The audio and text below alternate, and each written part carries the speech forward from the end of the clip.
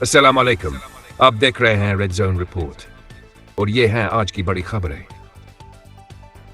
Iran ने कहा है कि उसके ड्रोन्स ने इसराइल के रेडार सिस्टम को बंद कर दिया है।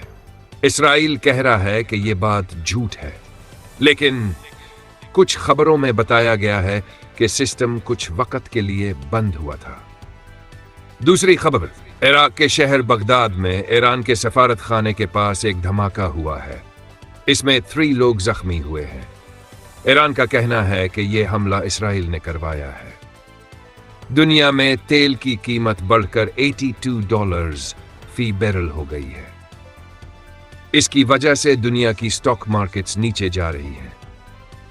अमेरिका के साबिक सदर ट्रंप ने कहा है कि वो मीडिया से बात नहीं करेंगे।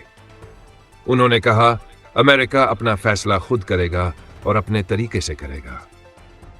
5वीं खबर, यूनाइटेड नेशंस ने आज रात एक इमरजेंसी मीटिंग बुलाई है। इस मीटिंग में जंग रोकने की बात होगी, लेकिन रशिया और चाइना मुखालिफत कर सकते हैं। ये थी आज की 5 बड़ी खबरें सिर्फ रेड जोन रिपोर्ट पर। हम कल एक और बड़ी रिपोर्ट के साथ वापस आएंगे। तब तक के लिए अपना ख्याल रखें और चैनल को सब्सक्राइब करना ना भूलें।